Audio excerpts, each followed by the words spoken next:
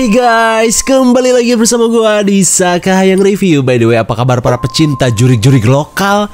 Jangan sampai deh kalian dipertemukan dengan sosok-sosok absurd dan mengerikan, di mana sebenarnya itu hanyalah jin dan setan yang berusaha menggoyahkan iman agar kalian lebih takut pada kuntilanak dan pocong ketimbang Tuhan kalian. Ngomong-ngomong masalah jurig atau demit, pada kesempatan kali ini Sakahayang akan mereview sekaligus membahas sebuah film lokal yang digadang-gadangkan sebagai cerita Danur Universe paling laris. Dan tentunya kalian yang request ya.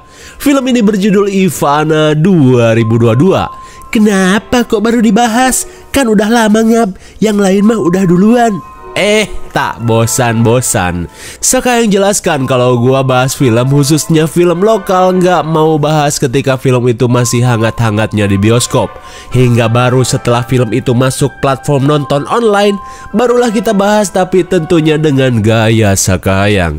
Jadi bagi kalian yang sudah banyak request kodrat, mohon maaf dulu ya, ntar pasti dibahas kok. Oke lah, daripada spoiler di awal dan banyak cincau bandrek, mending kita langsung saja ke pembahasannya. Dan jika kalian suka dengan channel ini, seperti biasa silahkan subrek aja biar gak ketinggalan video menarik lainnya dari Sakahayang.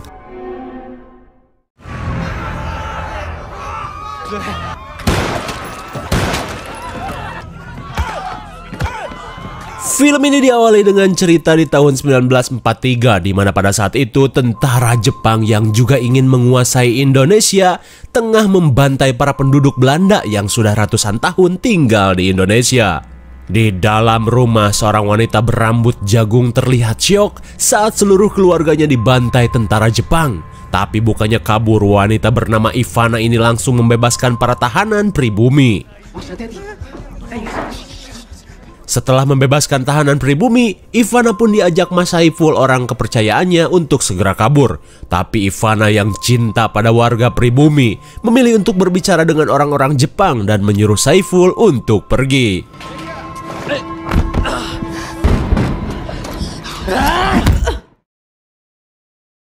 Oranda jin wa zein korose.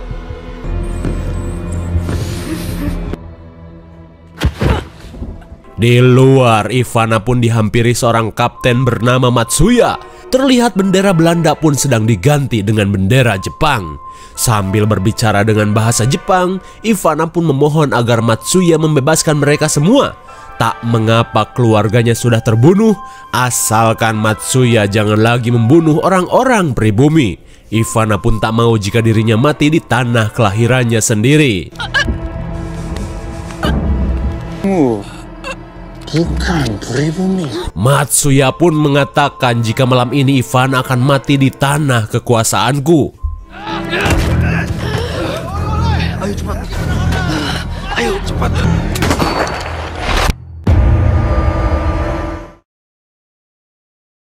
Singkat cerita, kini kisah beralih ke tahun 1993 dengan memperlihatkan sebuah bus jurusan Jakarta-Bandung. Di dalam bus itu, seorang wanita yang sedang menahan hasrat mabok darat bernama Ambar tiba-tiba terbangun setelah perjalanan berjam-jam yang membuat bujurnya panas. Begitupun dengan si adik yang bernama Dika yang sudah bosan bermain jimbot. Lantas Dika pun mengajak kakak cantiknya ini main ABCD 5 dasar. Namun karena penglihatan Ambar yang -11 alias bolor, membuatnya kesulitan untuk menghitung jari yang diacungkan. Curang lagi. Ibra. Dua kan. Dika curang, malas Ambar main sama Dika. Aku nggak curang. Dasar adik durhaka. Dengan kekurangan yang Ambar miliki, Dika malah terus ngeprank kakaknya ini. Lalu tiba-tiba Ambar mendengar suara gedebruk dari arah belakang. Dengan mata buram, tiba-tiba Ambar melihat seorang bocil bersama wanita berbaju putih sedang duduk di jok paling belakang. Dan saat Dika menyadari hal itu, Dika yang sudah tahu kemampuan kakaknya langsung menyuruh Ambar untuk tidak melihatnya. Gak usah diliatin, Kak.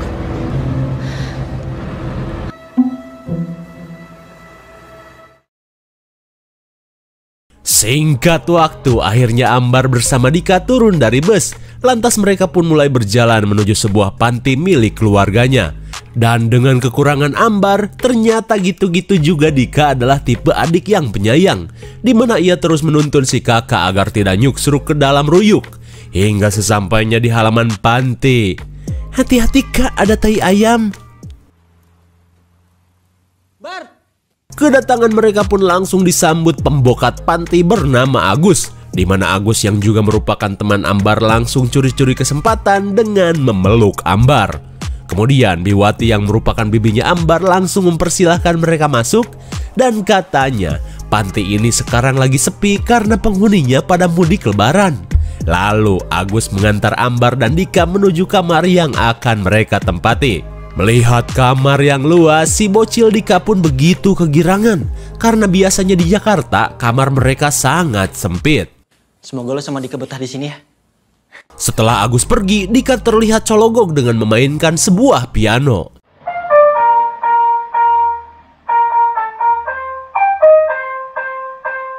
Lalu Dika juga mempertanyakan sebuah foto jadul yang tertulis jika panti ini dibuka sekitar tahun 70-an. Hingga Biwati yang kembali langsung mengajak Ambar dan Dika untuk berkenalan dengan semua kerabatnya. Lalu seorang penghuni panti bernama Nenek Ani bertanya, "Kamu buta?" Masih bisa lihat tapi nggak sejelas orang lain. Dasar nenek-nenek, nanya seenak jidat. Untung saja Ambar yang baik tidak baperan. Lalu datanglah Teh Rina, di mana ia juga sama persis seperti Agus yang tugasnya merawat semua penghuni panti. Hingga beberapa saat kemudian, Biwati yang akan berlebaran bersama keluarga suaminya langsung pamitan dan menitipkan mereka semua pada Agus sampai ia kembali. Dan ketika keluarga ini sedang mengobrol, tiba-tiba datang lagi salah satu cucu si Oma yang ganteng bernama Arthur. Terlihat si Oma pun senang karena cucunya ini akan berlebaran bersama mereka. Dan saat Arthur melihat Ambar, ia pun langsung terpikat dengan kecantikan sepupunya ini. Lalu Arthur yang akan minum, ia pun berpura-pura lupa jika saat ini masih bulan puasa. Singkat waktu, Dika bersama si kakek terlihat ngabuburit di halaman panti, sedangkan si Oma sibuk pemotretan dengan kamera Kodak milik Arthur. Di dalam panti, Rina yang sedang menyiapkan menu buka terlihat panas dada saat melihat Agus yang sedang mengajari Ambar membuat ketupat lebaran. Dengan gaya ngamuk emak-emak, Rina pun mulai brong-brang menggunakan peralatan dapur. Dalam percakapan Agus, ia pun meminta maaf pada Ambar karena tak bisa hadir di acara pemakaman orang tua Ambar. Lalu saat Agus menyadari Rina ngamuk, tiba-tiba suara interkom berbunyi yang menandakan penghuni panti meminta bantuan. Lalu Agus pun mengajari Ambar cara menggunakan interkom dan juga menjawab panggilan itu. Hingga saat Agus memegang-megang tangan Ambar, wayo, hati Rina pun semakin mendidih dengan tingkah Agus. Kembali pada Dika yang sedang bermain. Kebetulan sutradara tiba-tiba piringan Dika masuk ke dalam sebuah bangunan tua. Namun karena langit sudah mau hujan, si kakek pun mengajak Dika untuk masuk dan mengambilnya besok. Dan saat Arthur mengajak Dika, si bocil ini malah kekeh pengen mengambilnya. Hingga hujan pun keburu turun. Karena terlanjur basah, akhirnya Arthur pun mau untuk mengambilkan piringan itu. Dika! Ambar! Melihat Dika yang kejebak hujan, Ambar pun mau tak mau pergi untuk menjemputnya. Dan di saat itu pula Arthur berhasil mendobrak pintu bangunan. Dika! Ih, apaan sih, gajah banget? Ngapain kalian di sini? Di tengah keheranan dengan kondisi ruangan ini, Arthur pun memanfaatkan situasi ini untuk PDKT. Namun karena Ambar bukan tipe cewek yang pandang fisik, ya iyalah kan burem, ia pun mengabaikan gombalan si Arthur. Dik! Mana nih? Arthur, tolong Kak! Sontak Dika dan Arthur pun kaget saat Ambar terperosok ke dalam basement. Dan saat mereka menolong Ambar, untungnya si Ambar gak kenapa-napa. Lalu mereka pun kembali heran dengan sebuah ruangan yang tersembunyi ini. Saat Dika dan Arthur melihat-lihat sebuah gramofon jadul, Ambar dengan mata buremnya seperti melihat sesuatu yang aneh.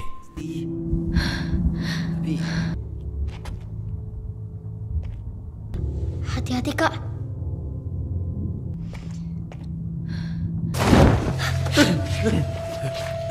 Sontak mereka pun kaget saat melihat seonggok tubuh tanpa kepala di pojokan ruangan. Namun setelah dilihat-lihat, sosok itu mirip dengan patung. Hingga beberapa saat kemudian Agus pun datang menjemput mereka. Dan anehnya Agus pun baru tahu jika ada ruangan basement di bangunan ini.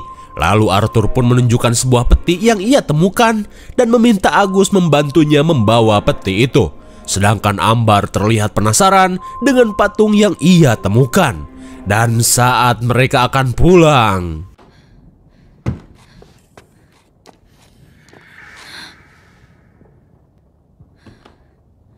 creepy. Apakah kejadian tadi hanyalah halus semata? Di tengah keheranan, Dika pun mengajak kakaknya untuk cepat naik. Singkat waktu, seusai berbuka puasa, Agus pun mengobati luka di tangan Ambar. Biar nggak perih. Di saat itu pula Arthur dan Dika berhasil membuka kotak yang ia temukan. Di dalam kotak itu, mereka menemukan piringan hitam dan barang-barang jadul peninggalan Belanda. Lalu si kakek pun mengambil sebuah buku yang di dalamnya terdapat sebuah foto wanita jadul. Melihat hal itu, Nenek Ani langsung marah karena katanya pamali membuka-buka barang milik orang lain, apalagi barang-barang itu peninggalan orang dulu.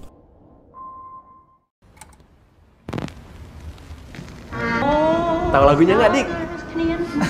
Di tengah suasana hujan petir di malam takbiran, mereka pun malah nyetel lagu Belanda dan tidak takbiran. Saat si Oma dan yang lain diajak berdansa, beda halnya dengan Nenek Ani yang merasa takut dan seakan tak nyaman dengan lagu ini.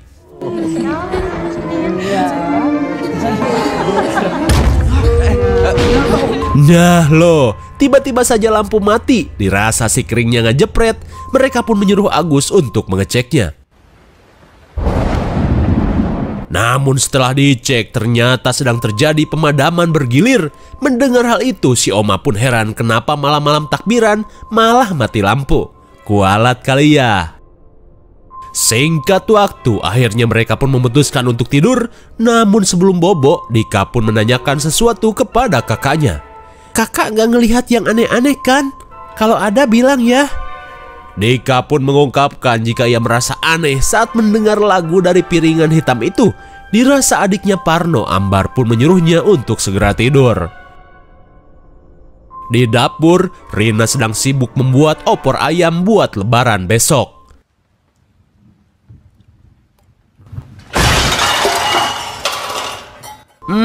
Agus. Di tengah rasa kesal, Rina pun bertanya apa yang lain sudah pada tidur. Agus pun menjawab sudah, tapi kamar Ambar belum dicek. Mendengar nama Ambar lagi, Rina pun panas dada. Tapi Agus menjelaskan jika Ambar sudah ia anggap seperti adik sendiri. Adik-adikan. Dan untuk meredakan amarah si Bebek, Agus pun memberikan Rina sedikit heos gabrut. Dan saat Rina terpancing hampir gabrut depan opor, tiba-tiba pintu terbuka sendiri. Pasti kesel ya.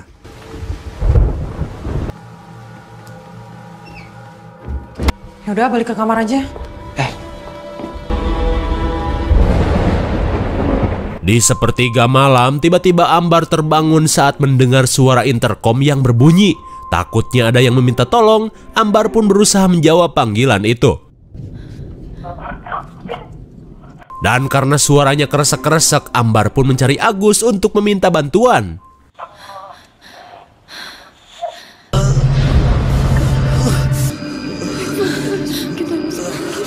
Tiba-tiba saja, Ambar bisa melihat dengan jelas kejadian yang terjadi di masa lalu saat Saiful ditembak tentara Jepang. Di tengah keheranan, ia pun melihat Ivana yang berusaha menolong Saiful. Hingga saat warga pribumi berdatangan, penglihatan itu pun terhenti saat Dika menghampirinya. Dan seketika penglihatan Ambar pun kembali bolor. Lantas, Ambar pun segera mengajak Dika untuk kembali tidur.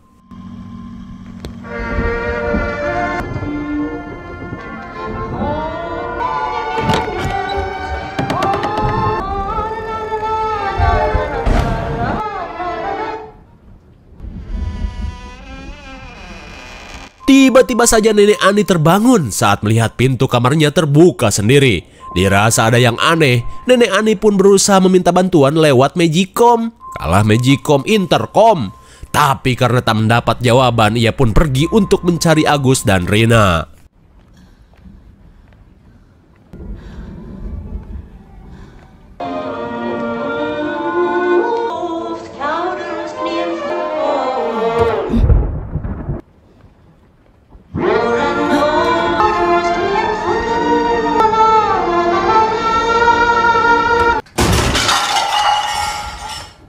Oh my god! Tanpa Ani sadari, sosok tanpa kepala berjalan di kegelapan. Dilanjutkan dengan suara gudubrak dari arah dapur. Dan saat Nenek Ani ke dapur, ia pun melihat piring-piring berjatuhan. Untung piring senggus, Gus.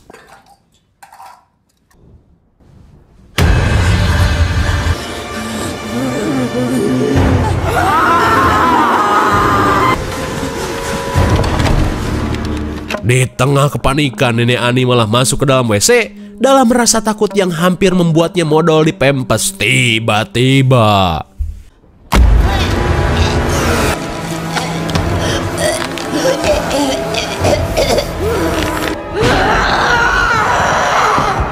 oh my god!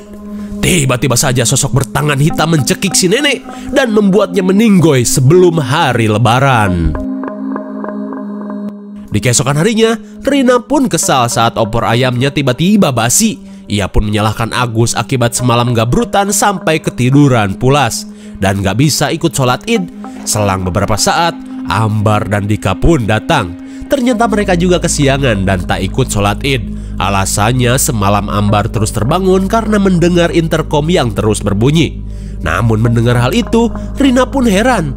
Semalam kan mati lampu, mana ada intercom bunyi? Lalu beberapa saat kemudian, si kakek pun heran saat melihat patung tanpa kepala terduduk di tengah ruangan. Kok ada di sini? Siapa yang bawa? Apa? Ini kerjaan lo kan? Hah? Lalu Arthur dan Agus pun saling menuduh jika mereka telah melakukan prank. Ditambah lagi dengan pintu yang sedari pagi sudah terbuka. Di tengah percekcokan membahas patung, Ambar yang datang pun seolah merasakan aura aneh dari sosok patung tanpa kepala ini. Kemudian si kakek yang menyukai sejarah mendapat sedikit pencerahan dari buku yang ia dapatkan, di mana perempuan yang ada di foto merupakan orang Belanda yang sedari kecil sudah tinggal di rumah ini. Namun bedanya, keluarga Belanda ini sangat mencintai orang Indonesia dan sudah berdampingan sejak buyut mereka menduduki Indonesia.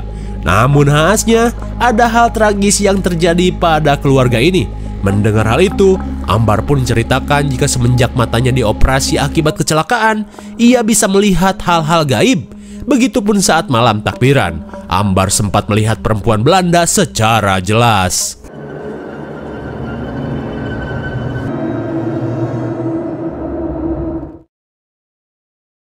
Singkat waktu saat mereka bersiap menyantap menu lebaran, Ambar dan yang lain pun sudah nyetil menggunakan baju bedug. Hingga saat mereka berfoto, tiba-tiba Arthur teringat dengan Nenek Ani. Lantas Rina pun langsung mengecek ke kamar si nenek.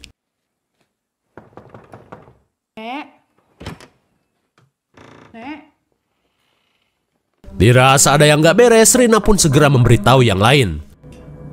Kamarnya nggak ada soalnya. Ayo, ayo.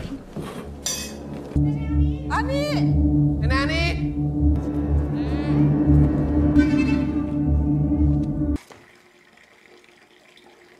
Nenek. Nenek. Tiba-tiba Ambar pun heran saat merasakan air WC yang amblas. Namun karena burem, Ambar pun be aja. Nenek.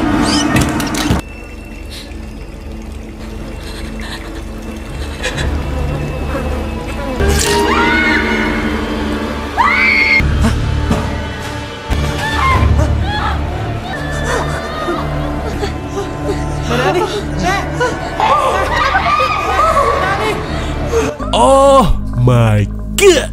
Betapa syoknya semua orang saat melihat Nenek Ani terduduk tanpa kepala.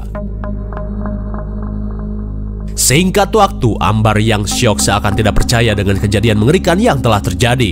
Di saat itu pula, Dika yang ketakutan pun meminta untuk pulang ke Jakarta. Akan tetapi Ambar berusaha menenangkan Dika dan berjanji untuk selalu melindunginya. Setelah beberapa saat ketiduran, Ambar pun terbangunkan oleh suara cekcok yang terjadi di tengah rumah. Dan ternyata Arthur memaksa Agus untuk membuka pintu karena dirinya bersama Oma ingin pergi dari tempat ini.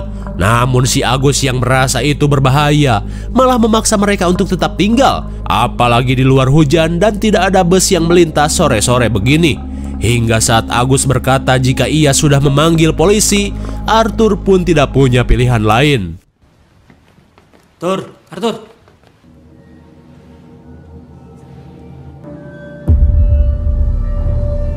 Betapa herannya Arthur saat patung tanpa kepala itu tiba-tiba menghilang entah kemana. Patung di situ ada yang mindahin. Gak usah main-main loh. Lo lihat tuh. Aneh dan tak manuk akal. Tiba-tiba patung itu kembali ke tempat semula. Di tengah rasa tak percaya Agus dan menyangka Arthur ngadi-ngadi, tiba-tiba Ambar berkata jika ia mempercayai apa yang Arthur katakan. Di mana Ambar akhirnya mengungkapkan jika ia bisa melihat hal-hal yang tak bisa kalian lihat.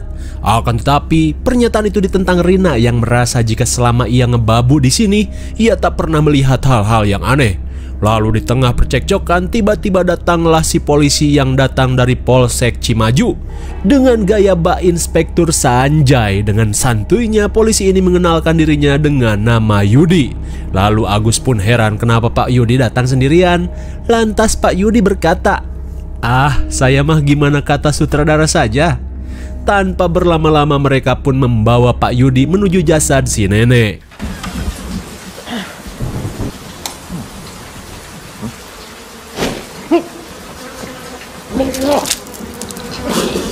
Sungguh di luar ekspektasi, dikira meninggoy gara-gara sakit, ternyata jasadnya semengerikan itu. Dirasa ini kasus pembunuhan, Pak Yudi pun langsung meminta bantuan ke Polsek. Saya butuh bantuan.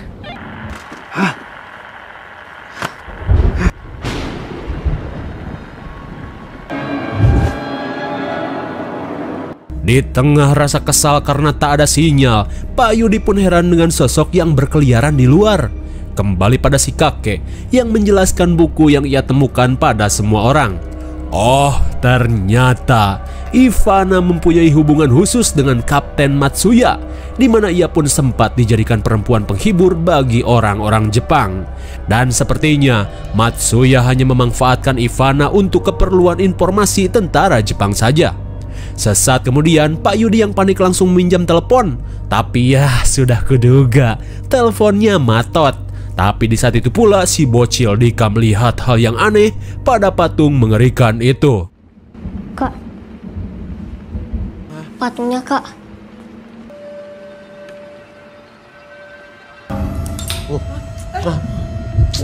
Belum hilang rasa heran, tiba-tiba listrik kembali mati. Lantas Pak Yudi langsung mendadak jadi Kang PLN dan meminta Agus menemaninya. Namun tanpa mereka sadari, sosok patung itu tiba-tiba kembali terduduk. Lalu Dika dan Ambar yang merasa heran kembali mendekati patung itu.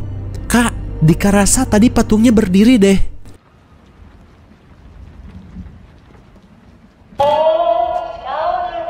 Lagi-lagi semua orang pun heran saat gramafon itu kembali menyala di tengah kondisi mati lampu.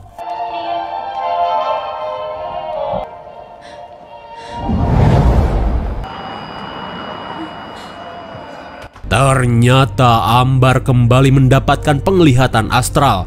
Saat yang lain keheranan melihat gelagat Ambar, pada saat itu pula Ambar kembali melihat Ivana yang sedang menolong Saiful.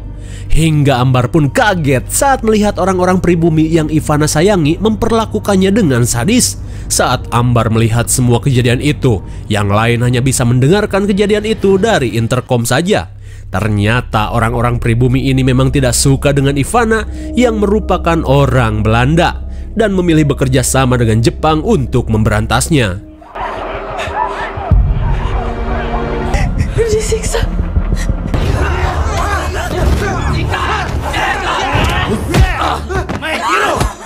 Sehingga saat sang Kapten Matsuya datang, ia pun langsung menjambak Ivana dan mengatakan jika Jepang akan membantu Indonesia terbebas dari orang-orang Belanda. Gigimu membantu. Lalu Matsuya pun mengatakan jika rasa cinta Ivana pada mereka tidak ada artinya karena akhirnya dikhianati juga. Dalam rasa puyeng dan sakit hati, Ivana yang kecewa pun langsung mengucapkan kutukan, di mana setiap darahnya yang menetes akan membuat hidup kalian semua tidak tenang.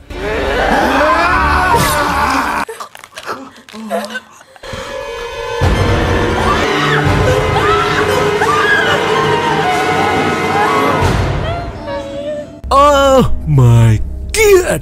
Malang sekali, Ivana pun harus tewas ditebas katana. Di tengah kepanikan semua orang, teriakan Saiful pun terdengar sampai ke masa kini. Dan setelah mengucap sumpah serapah, Saiful pun pergi membawa jasad Ivana. Jelas saja Ambar pun langsung mengikutinya. Dan di saat itu pula Ambar melihat Kapten Matsuya membuang kepala Ivana ke dalam sumur. Pakai payung. Bar.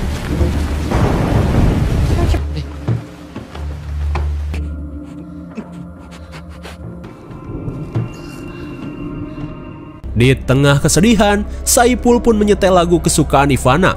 Lantas ia pun mengambil ember berisi tanah liat dan langsung mengoleskannya ke tubuh Ivana.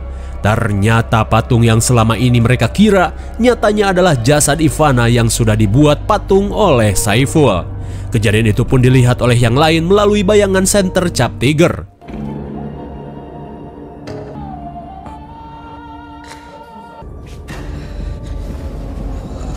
Dan setelah membuat Ivana menjadi patung, Saiful yang murka pun berencana melakukan perlawanan menggunakan bambu runcing. Tapi ternyata perlawanan itu hanya membuat Saiful tewas. Setelah menjelaskan apa yang Ambar lihat, tiba-tiba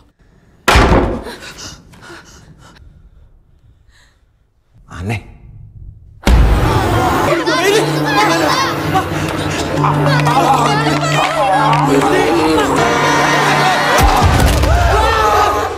untung saja Agus sempat menyelamatkan Pak Yudi. Sementara polisi Sanjay itu kabur, Agus berusaha menahan Ivana.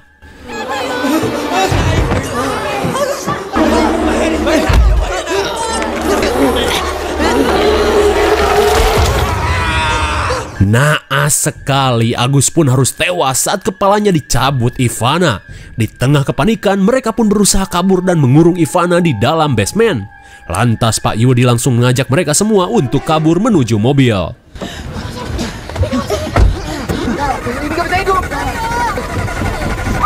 Sudah kuduga karena demit-demit mempunyai skill montir yang membuat mobil mereka mogok. Lalu tiba-tiba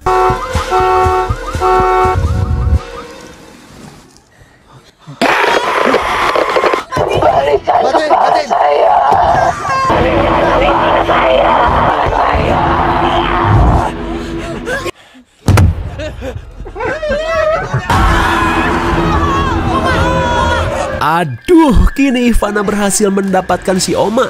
Di tengah kepanikan, Arthur yang berhasil keluar berusaha menyelamatkan Oma.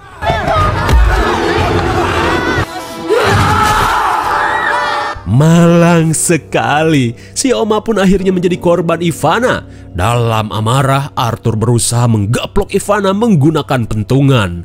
Tapi tiba-tiba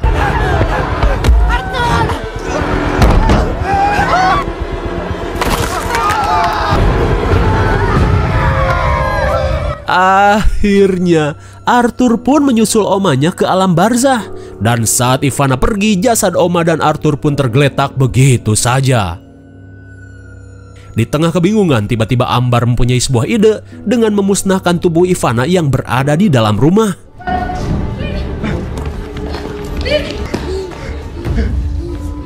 Di depan jasad Ivana, Ambar pun teringat saat Kapten Matsuya membuang kepala Ivana ke dalam sumur kering. Mendengar hal itu, Pak Yudi Sanjay pun berkata sekalian aja musnahin di dalam sumur. Sesampainya di depan sumur, Pak Sanjay pun langsung mengambil kampak.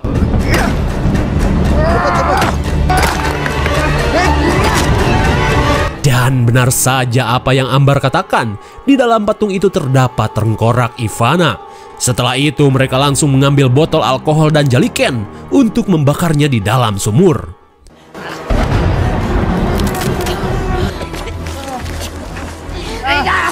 Namun saat mereka akan membakarnya, koreknya mana? Bagong tadi dalam mobil. Dan saat mereka menunggu korek datang,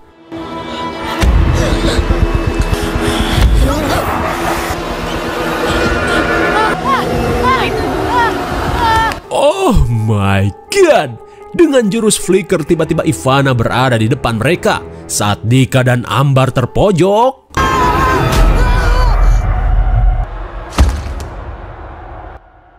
Suwe sekali perlawanan Rina malah membuat Dika dan Ambar terjatuh ke dalam sumur. Dika, Ambar, tunggu di situ. Dalam rasa puyeng dan nyut-nyutan kelap-kelip geledek, Ambar yang buram berusaha mencari di mana adiknya. Kalian semua akan mati.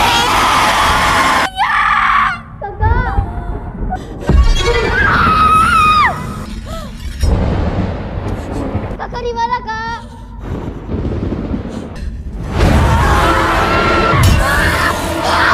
Buset, hampir saja kapak itu menghantam Dika. Dalam rasa syok, Ambar berusaha mengamankan adiknya ini.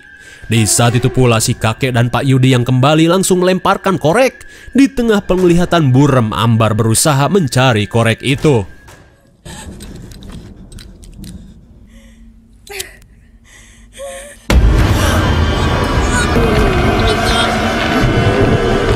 Di tengah hidup dan mati, Ambar berusaha meminta Dika untuk menyelesaikan tugasnya.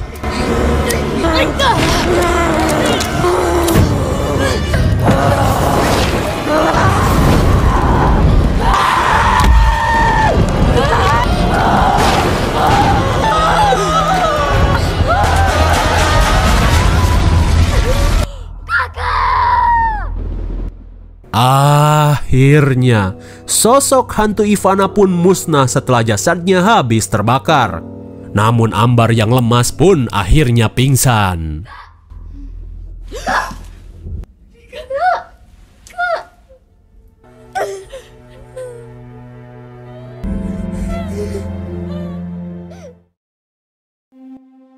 Di keesokan harinya, bantuan pun berdatangan untuk mengevakuasi semua korban. Di saat itu pula, Biwati yang mendapat kabar duka itu kembali ke panti dan menangis histeris.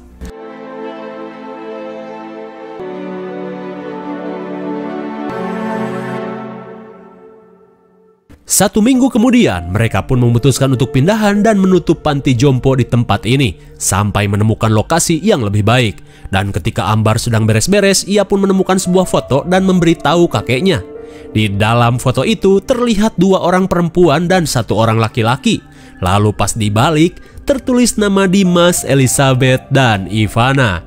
Di mana Elizabeth adalah adik dari Ivana yang menjadi setan di film Danur 2 Madah. Dan Dimas merupakan kekasih dari Elizabeth itu sendiri.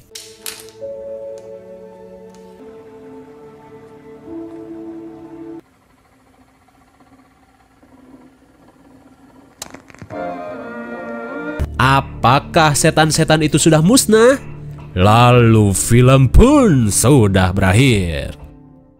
Bagaimana? Sangat mengerikan sekali bukan?